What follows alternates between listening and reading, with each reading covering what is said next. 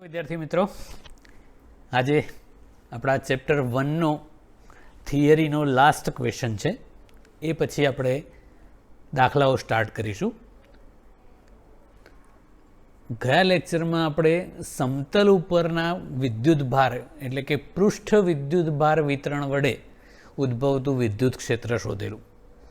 આજે વિદ્યુત ભારિત પાતળી ગોળાકાર કવચ એટલે પોલો ગોળો, એની બહારના અને અંદરના બિંદુએ વિદ્યુત ક્ષેત્ર શોધવાનું છે. તો ધારો કે આવી એક કવચ છે, કેપિટલ આર ત્રિજ્યાવાળી. અંદર શૂન્યાવકાશ છે, બહાર પણ શૂન્યાવકાશ છે. અને એ કવચ ઉપર ધારો કે આવો ધન વિદ્યુત ભાર સપાટી પર વિતરિત થયેલો છે. એટલે એને પૃષ્ઠ વિદ્યુત ભાર ઘનતા હોય સિગ્મા જેટલી. ઓકે, હવે સૌથી પહેલાં આપણે આ જે પૃષ્ઠ વિદ્યુત ભાર વિતરણ કવચ ઉપરનું છે એના લીધે બહાર કેટલું વિદ્યુત ક્ષેત્ર હોય અને કવચની અંદર કેટલું વિદ્યુત ક્ષેત્ર હોય એ બેના સૂત્રો આપણે કરવાના છે. તો સૌથી પહેલાં કવચની બહારના બિંદુએ વિદ્યુત ક્ષેત્ર કેટલું હોય એ. તો અહીંયા કેન્દ્ર ઓથી આપણે એક પી બિંદુ લઈએ જેનું કેન્દ્રથી અંતર સ્મોલ આર એ કવચની ત્રિજ્યાથી મોટું છે. અને સ્મોલ આર મોટું છે કેપિટલ આર કરતાં, એનો મતલબ કે પી બિંદુ છે એ કવચની બહાર છે. તો એ કવચની બહાર આવેલા પી બિંદુએ વિદ્યુત ક્ષેત્ર કેટલું હોય એ આપણે શોધવું છે. તો ઓને કેન્દ્ર તરીકે લઈએ અને સ્મોલ આર ત્રિજ્યાનું આ પીને સમાવતું હોય એવું એક પૃષ્ઠ વિચારીએ. આ જે ડોટ ડોટ લાઇનથી બતાવેલું છે ને, તો એ આપણું ગૌસિયન પૃષ્ઠ અથવા ગૌસિયન સપાટી થઈ ગઈ. ઓકે, હવે એ ગૌસિયન સપાટી પર બધે જ વિદ્યુત ક્ષેત્ર એક સરખું જ હશે. કેમ કે આપણે બહુ દૂરથી જોઈએ તો આ બધો વિદ્યુત ભાર છે એ કવચના કેન્દ્ર પર કેન્દ્રિત થયેલો હોય એવું આપણે વિચારવાનું. અને વિદ્યુત ક્ષેત્ર ધનનું ધનથી દૂર આમ જતું હોય ત્રિજ્યાવર્તી બાર તરફ. ઓકે, હવે આપણે ફ્લક્સની વ્યાખ્યા પ્રમાણે વિદ્યુત ક્ષેત્ર શોધવું, વિદ્યુત ફ્લક્સ શોધવું હોય તો ઈ ડોટ ડીએસ, હવે ઈ ડેલ્ટા એસ કોસ થીટા. તો આ ઈ ડેલ્ટા એસ ક્ષેત્રફળ સદિશ પૃષ્ઠને લંબ આમ હોય ત્રિજ્યાવર્તી બાર જતો, અને વિદ્યુત ક્ષેત્ર પણ એમ જ હોય કોઈ પણ બિંદુએ વિચારો. તો ક્ષેત્રફળ સદિશ અને વિદ્યુત ક્ષેત્ર બંને એક જ દિશામાં છે ત્રિજ્યાવર્તી બાર તરફ. એટલે થીટા 0 થાય એટલે કોસ 0 1 થઈ જાય. એટલે વિદ્યુત ફ્લક્સ થશે ઈ ડેલ્ટા એસ. હવે આ તો એક નાનકડા પૃષ્ઠખંડ સાથે સંકળાયેલા ફ્લક્સની વાત થઈ. સમગ્ર ગૌસિયન સપાટી સાથે સંકળાયેલું કુલ ફ્લક્સ શોધવું હોય તો આ સિગ્મા ઈ ડોટ ડેલ્ટા એસ અથવા સિગ્મા ઈ ડેલ્ટા એસ કરવું પડે. તો વિદ્યુત ક્ષેત્રનું મૂલ્ય બધે એક સરખું જ છે. અને આ સિગ્મા ડેલ્ટા એસ છે એ આ ગૌસિયન સપાટીનું કુલ ક્ષેત્રફળ, તો સ્મોલ આર ત્રિજ્યાવાળા ગોળાની સપાટીનું ક્ષેત્રફળ એટલે 4πr². ઓકે, તો આ ફ્લક્સના સૂત્ર પરથી આપણને વિદ્યુત ફ્લક્સ મળી ગયું. હવે બીજું આપણે ગૌસના સૂત્રથી એટલે કે ગૌસના પ્રમેય અથવા ગૌસના નિયમ પરથી શોધવું છે. ફ્લક્સ એટલે ઘેરાયેલો કુલ વિદ્યુત ભાર ભાગ્યા એપ્સિલોન 0. તો આ જે ગૌસિયન સપાટી છે એના વડે ઘેરાયેલો વિદ્યુત ભાર શોધવો હોય તો આખું કવચ અંદર જ છે ને, તો બધો વિદ્યુત ભાર ઘેરાયેલો કહેવાય. હવે બધો એટલે કેટલો? તો આ વિદ્યુત ભારની જે પૃષ્ઠ ઘનતા છે એ શું દર્શાવે છે? એકમ ક્ષેત્રફળ દીઠ વિદ્યુત ભાર. તો આ જે કવચ છે કેપિટલ આર ત્રિજ્યાનું, એની સપાટીનું ક્ષેત્રફળ 4π કેપિટલ r² થાય. તો એકમ ક્ષેત્રફળ દીઠ વિદ્યુત ભાર સિગ્મા હોય તો 4πr² સપાટી પરનો વિદ્યુત ભાર કેટલો? તો સિગ્મા ઇન્ટુ 4π કેપિટલ r². તો આ કવચ વડે એટલે આ ગાઉસિયન સપાટી વડે ઘેરાયેલો વિદ્યુત ભાર થયો. હવે એના ભાગ્યા એપ્સિલોન 0 કરો એટલે ફ્લક્સ મળી જશે. તો જોઈએ.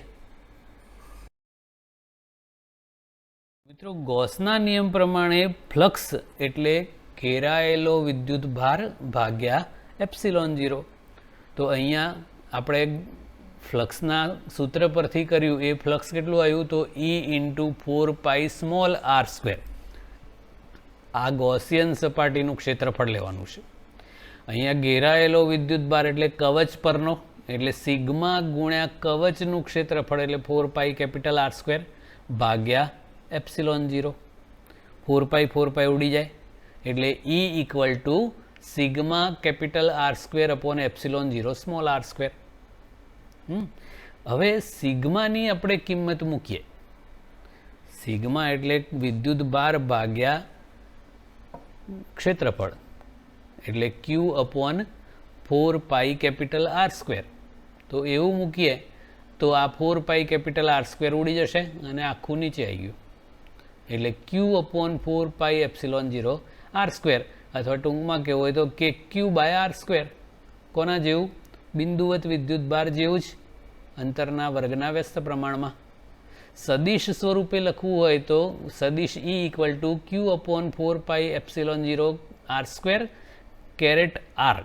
એ કેરેટ આરની દિશા એટલે કઈ દિશા? તો ત્રિજ્યાવર્તી બાર તરફ. અને ઋણ વિદ્યુત ભારિત કવચ હોત તો આ વિદ્યુત ક્ષેત્ર માઇનસ કેરેટ આરની દિશામાં એટલે ત્રિજ્યાવર્તી અંદર તરફ હોત.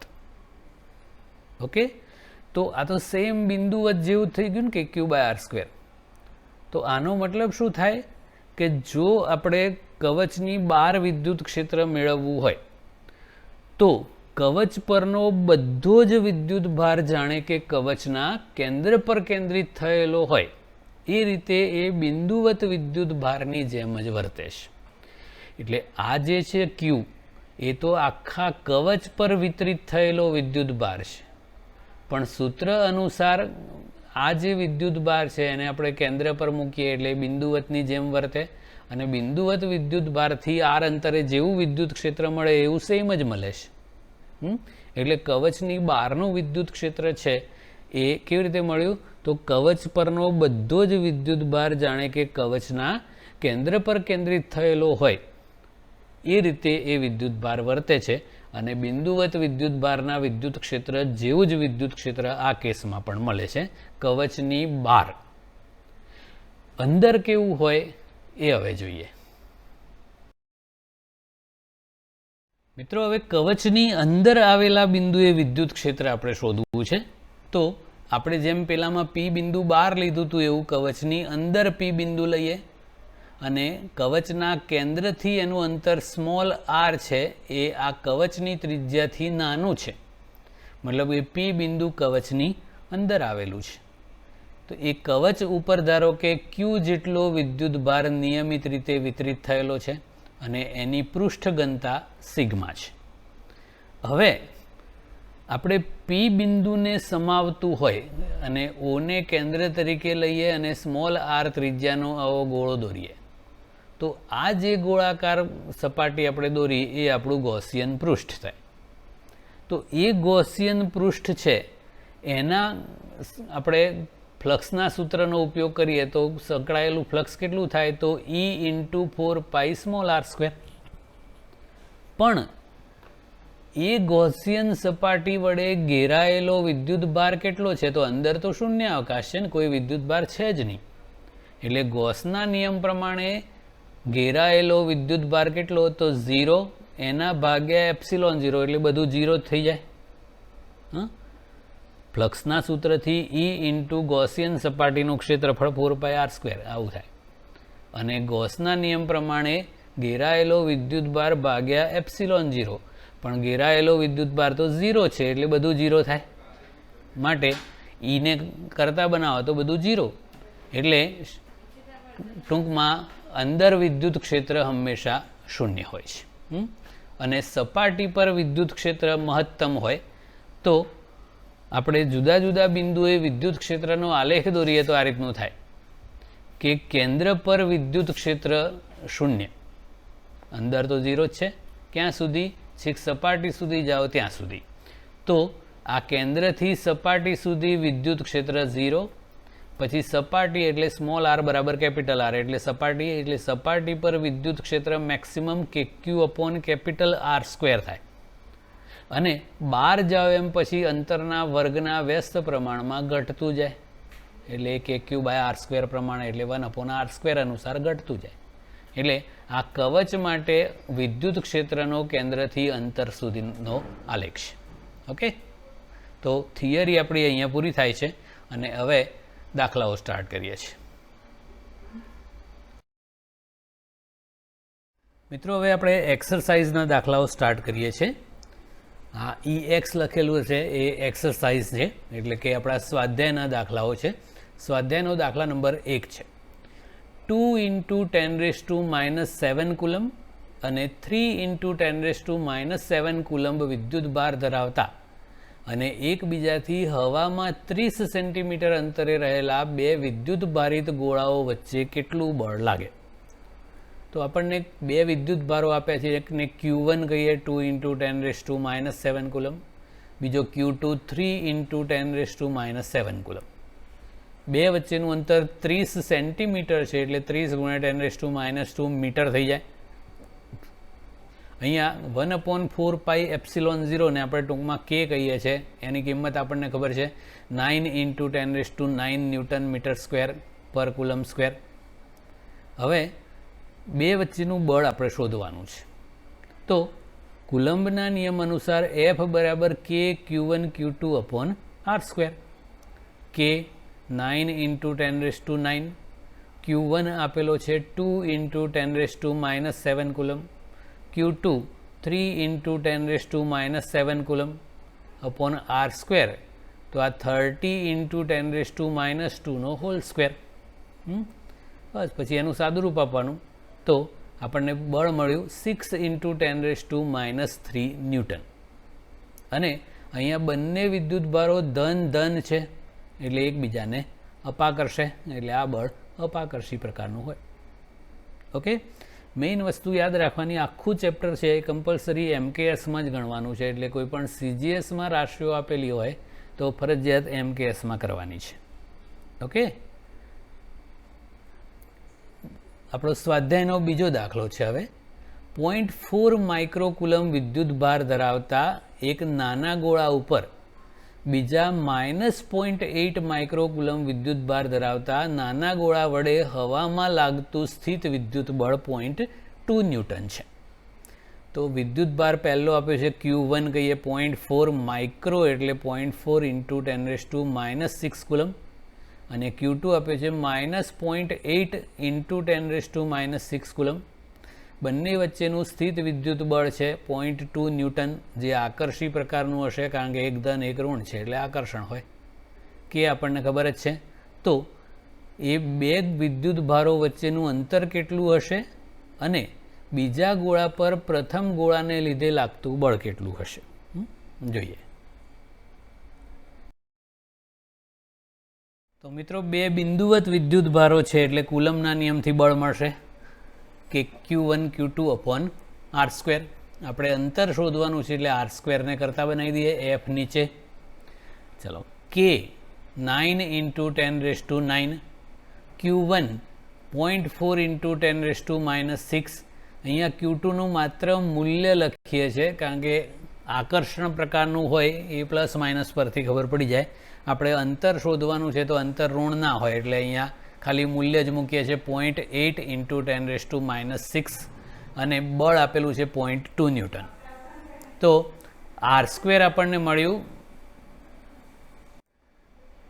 144 × 10⁻⁴, અને વર્ગમૂળ કરો તો 12 × 10⁻² મીટર, એટલે કે 0.12 મીટર. તો આ બે વિદ્યુત ભારો વચ્ચેનું અંતર થયું. હવે આપણને પૂછ્યું છે કે બીજા ગોળા વડે પહેલા ગોળા ઉપર કેટલું બળ લાગે, તો એટલું જ લાગે. કુલંબીય બળ છે એ પરસ્પર બળ છે, એટલે પહેલો વિદ્યુત ભાર બીજા પર જેટલું બળ લગાડે એટલો જ બીજો વિદ્યુત ભાર પહેલા પર લગાડે. અને એક ધન એક ઋણ છે, એટલે આકર્ષી પ્રકારનું હોય. એટલે એવું નહીં કે મોટો વિદ્યુત ભાર વધારે બળ લગાડે, નાનો ઓછો, એવું નથી. આ જોડનું બળ છે. એટલે બંને વિદ્યુતભારો એકબીજા પર સરખું જ બળ લગાડે. તો પહેલા કેસમાં બળ છે 0.2 ન્યૂટન આકર્ષી પ્રકારનું છે, તો બીજા કેસમાં પણ 0.2 ન્યૂટન આકર્ષી પ્રકારનું જ હોય. ઓકે, હવે દાખલા નંબર 3 કરીએ છીએ. K e square upon G m e m p ગુણોત્તર પરિમાણ રહિત છે એમ ચકાસો. તો અહીંયા કે છે એ 9 × 10⁹ ન્યૂટન મીટર સ્ક્વેર પર કુલમ સ્ક્વેર છે. ઈ છે એ ઇલેક્ટ્રોનનો વિદ્યુત ભાર આપેલો છે. કેપિટલ જી એ ગુરુત્વાકર્ષણનો સાર્વત્રિક અચળાંક આપેલો છે. એમ ઈ એ માસ ઓફ ઇલેક્ટ્રોન એટલે ઇલેક્ટ્રોનનું દળ છે એ પણ આપેલું છે. MP A mass of proton છે એટલે એ પ્રોટોનનું દળ આપેલું છે. તો સૌથી પહેલાં આપણે એનું પરિમાણ અથવા એકમ મેળવીએ. જો તો કેનો એકમ આપણને ખબર છે ન્યૂટન મીટર સ્ક્વેર પર કુલમ્બ સ્ક્વેર, અહીંયા પણ આપેલો છે. ઈ સ્ક્વેરનો એકમ કુલમ્બ સ્ક્વેર થશે આના પરથી. જીનો એકમ ન્યૂટન મીટર સ્ક્વેર પર કિલોગ્રામ સ્ક્વેર અને આનો કિલોગ્રામ ઇન્ટુ કિલોગ્રામ. ચલો, તો અહીંયા કુલમ્બ (-2) અને કુલમ્બ સ્ક્વેર ઉડી ગયા. ન્યૂટન ઉડી જાય, મીટર સ્ક્વેર ઉડી જાય. આ કિલોગ્રામ (-2) અને આ કિલોગ્રામ (+2) થશે. તો બધું ઉડી ગયું. એટલે આ પરિમાણ રહિત અથવા એકમ રહિત છે. પારિમાણિક સૂત્ર લખો તો પરિમાણ રહિત છે માટે m0 l0 t0 થાય. એટલે આ જે રાશિ છે એ પરિમાણ રહિત છે. હવે એવું પૂછ્યું છે કે આ ગુણોત્તર શું સૂચવે છે, તો જોઈએ. તો સૌથી પહેલાં આપણે ગુણોત્તરની કિંમત શોધી કાઢીએ. K e square upon G m e m p છે.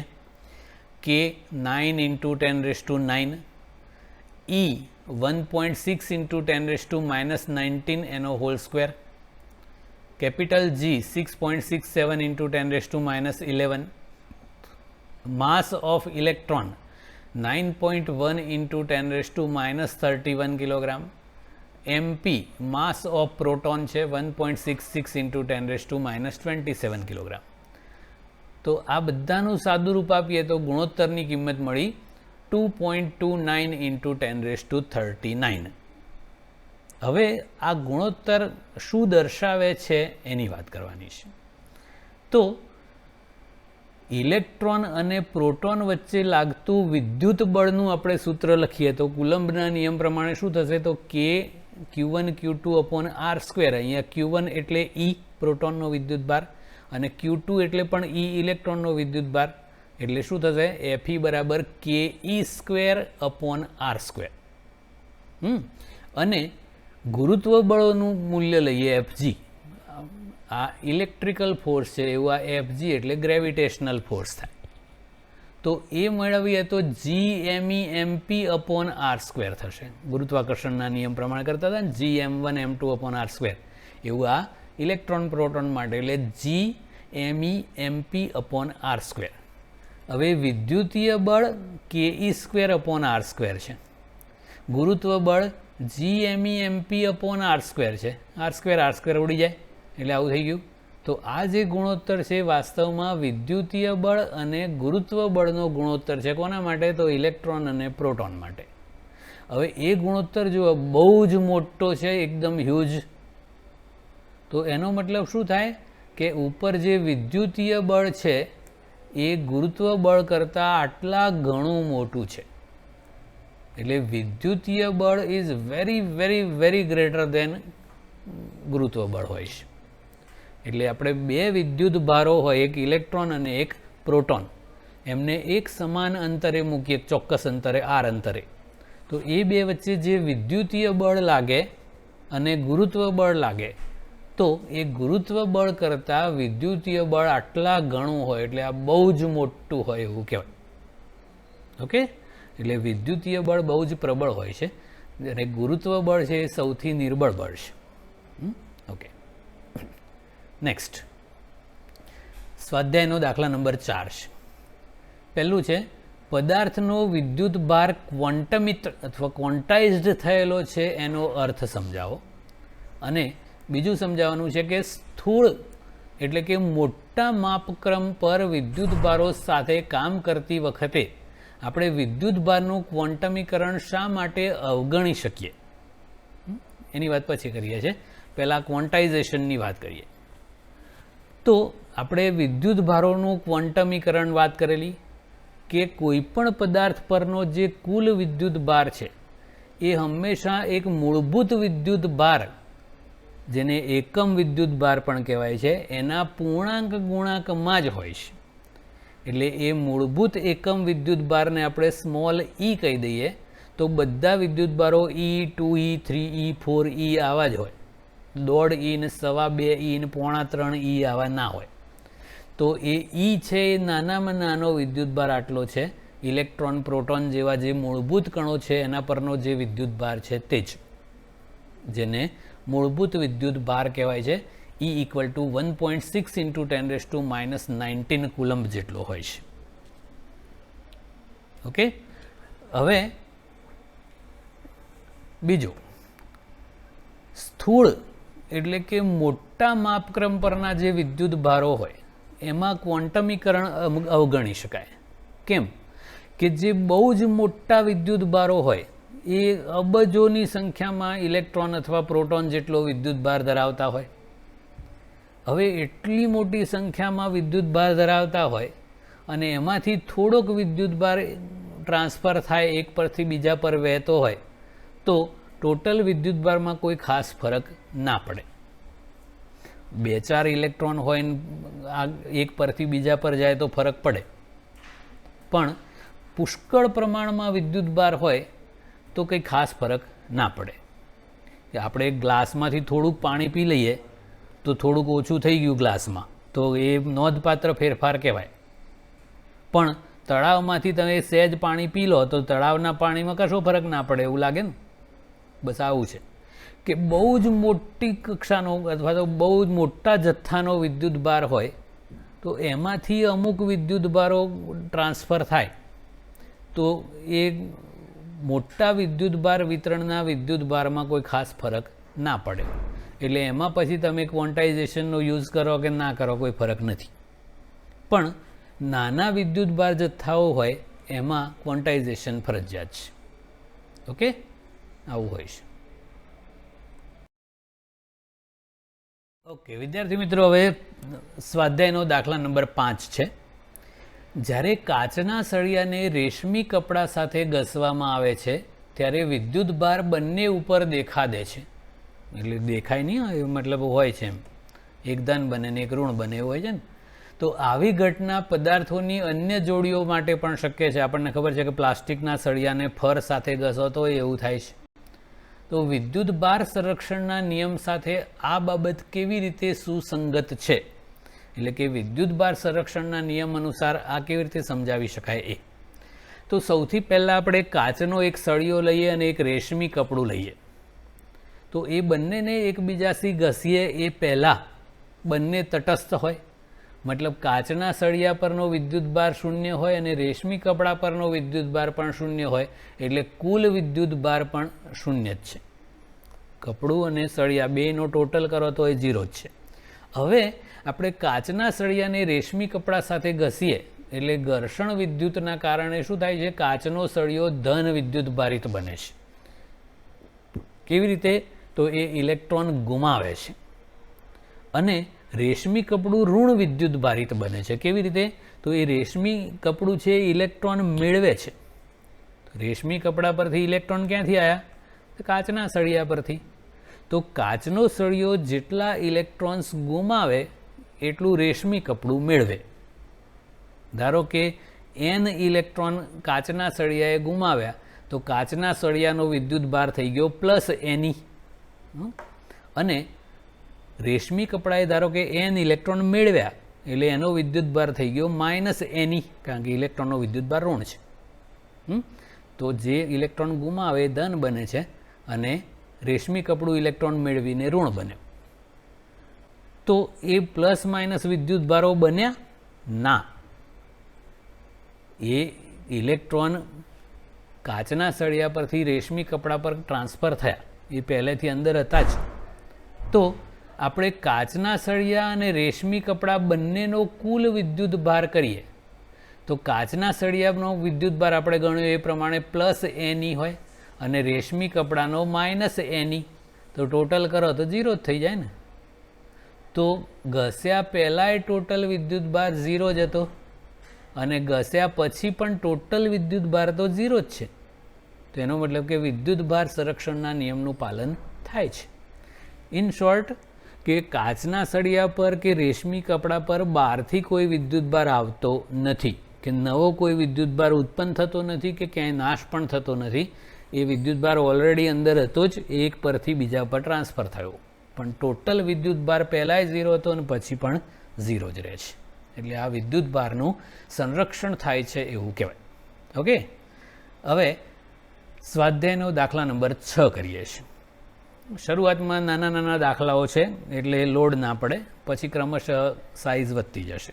ઓકે, અને સ્થિત વિદ્યુતમાં એટલે કે ચેપ્ટર 1-2માં પુષ્કળ પ્રમાણમાં દાખલાઓ છે, એટલે આની જેટલી પ્રેક્ટિસ કરશો એટલું વધારે ખબર પડતી જશે. 4 બિંદુવત વિદ્યુતભારો QA 2 માઇક્રોકુલમ, QB -5 માઇક્રોકુલમ, QC 2 માઇક્રોકુલમ અને QD -5 માઇક્રોકુલમ છે. એક 10 સેન્ટીમીટરની બાજુવાળા ચોરસ ABCDના શિરોબિંદુઓ પર મૂકેલા છે. તો ચોરસના કેન્દ્ર પર મૂકેલા 1 માઇક્રોકુલમ વિદ્યુતભાર પર લાગતું બળ શોધો. તો આપણે આકૃતિ કરીએ છીએ, એમાં ચોરસ ABCDના દરેક શિરોબિંદુ પર આપણે આ વિદ્યુતભારો ક્રમશઃ મૂકી દીધા અને એ બાજુની લંબાઈ 10 સેન્ટીમીટર છે અને એ ચોરસના કેન્દ્ર પર 1 માઇક્રોકુલમ વિદ્યુતભાર મૂકવાનો છે. એની પર કેટલું બળ બાકીના વિદ્યુતભારોથી લાગે એ આપણે શોધવું છે. તો જોઈએ. તો આવો એક ચોરસ છે 10 સેન્ટીમીટર બાજુવાળો ABCD.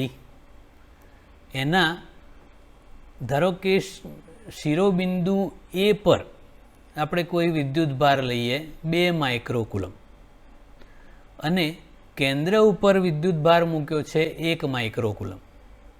તો આ 2 માઇક્રોકુલમ અને 1 માઇક્રોકુલમ વચ્ચે બળ કેટલું હોય એ શોધવું હોય તો આ ધન છે ને આ ધન છે એટલે ધનાધન, એટલે અપાકર્ષણ પ્રકારનું હોય. આમ હોય FA. આ A પરના વિદ્યુતભાર વડે કેન્દ્ર પરના વિદ્યુતભાર વડે લાગતું બળ FA કહી દીધું આપણે. હવે એની એક્ઝેક્ટ સામે C બિંદુ પર ધારો કે 2 માઇક્રોકુલમ વિદ્યુતભાર છે આપણી ગોઠવણી પ્રમાણે. તો આ 2 માઇક્રોકુલમ વડે કેન્દ્ર પરના વિદ્યુતભાર પર લાગતું બળ તો એ પણ અપાકર્ષણ પ્રકારનું જ હશે, આમ FC. હવે આ વિદ્યુતભાર 2 માઇક્રોકુલમ 1 માઇક્રોકુલમ અને આ અંતર અને આનું પણ એવું સેમ ટુ સેમ જ છે. તો આ બંને બળો સમાન મૂલ્યના અને પરસ્પર વિરુદ્ધ દિશાના થાય છે. એટલે આપણે આવું લખી શકીએ FA = -FC છે. આ બંને બળો સમાન મૂલ્યના અને વિરુદ્ધ દિશાના હોય એટલે આ રીતે લખાય. હવે B બિંદુ પર -5 માઇક્રોકુલમ વિદ્યુતભાર છે અને એના વડે આ કેન્દ્ર પરના 1 માઇક્રોકુલમ વિદ્યુતભાર ઉપર કેવું બળ લાગે તો આ ઋણ છે ને આ ધન છે એટલે આકર્ષી પ્રકારનું હોય ને, આમ એને FB નામ આપ્યું. એ જ રીતે D બિંદુ પર 5 માઇક્રોકુલમ ઋણ વિદ્યુતભાર છે, એના વડે આ કેન્દ્ર પરના વિદ્યુતભાર ઉપર તો -+ એટલે આકર્ષી પ્રકારનું આમ હોય FD, એટલે આવું. તો આ જે 2 બળો FB અને FD છે એ અગેન પાછા સમાન મૂલ્યના અને પરસ્પર વિરુદ્ધ દિશાના થયા. એટલે આવું લખી શકાય FB = -FD. ઓકે, હવે આપણે શું કરવાનું છે, કેન્દ્ર પરના વિદ્યુતભાર એટલે કે 1 માઇક્રોકુલંબ પર લાગતું કુલ બળ શોધવાનું છે. તો કુલ બળ કરવું હોય તો આ 4 બળોનો સદિશ સરવાળો કરવાનો. કુલ બળ F = FA + FB + FC + FD. તો FA નું FA જ રહેવા દઈએ, FB નું FB રહેવા દઈએ. FC બરાબર શું લખાય, આ માઇનસ આ બાજુ લઈ દો તો -FA લખાય. FC બરાબર શું લખી દીધું, -FA. એવી જ રીતે FD બરાબર માઇનસ FB મુકાય, તો FA ઉડી જાય, FB ઉડી જાય, તો ટોટલ 0 બળ થઈ ગયું. તો એનો મતલબ કે કેન્દ્ર પરના 1 માઇક્રોકુલમ વિદ્યુત ભાર પરનું પરિણામી બળ 0 છે. ઓકે, તો આ રીતે આપણે નક્કી કરી શકીએ કે કેન્દ્ર પરનો વિદ્યુત ભાર છે એ સમતોલન સ્થિતિમાં હોય એટલે એની પર લાગતું પરિણામી બળ 0 છે. ઓકે, હવે જો એ બળોના મૂલ્યો કેટલા છે એ આપણે શોધવા હોય તો પણ મળી જાય. આ 10 સેન્ટીમીટર છે, આ 10 સેન્ટીમીટર છે, એટલે આ જે ચોરસનો વિકર્ણ છે એની લંબાઈ 10√2 સેન્ટીમીટર થાય. આ 10 સેન્ટીમીટર, આ 10 સેન્ટીમીટર, એટલે પાયથાગોરસ લગાડો એટલે આ 10√2 સેન્ટીમીટર. અને આપણે આટલેથી આટલું અંતર કરવું છે એટલે અડધું, એટલે 5√2 સેન્ટીમીટર થાય. પછી આપણે K_Q1 Q2/R² સૂત્ર વાપરીને આ બધા બળો શોધી શકીએ. તો આ બંને બળોના મૂલ્યો સરખા આવશે, એ 3.6 ન્યૂટન જેટલા, અને આ બંનેના બળોના મૂલ્યો સરખા આવશે 9 ન્યૂટન જેટલા. આપણે અહીંયા ગણવાનું નથી, પણ ગણતરી કરો તો આ રીતે જવાબ મળી જાય. તો એ બળો સમાન મૂલ્યના અને પરસ્પર વિરુદ્ધ દિશાના હોય એટલે એકબીજાની અસરને નાબૂદ કરી દે. આ બે બળો એકબીજાની અસરને નાબૂદ કરી દે એટલે કેન્દ્ર પરના 1 માઇક્રોકુલમ વિદ્યુત ભાર પર લાગતું પરિણામી બળ 0 થઈ જાય. સિમ્પલ. ઓકે, તો આજે આટલું, બાકીનું નેક્સ્ટ ટાઈમ. ઓકે, ત્યાં સુધી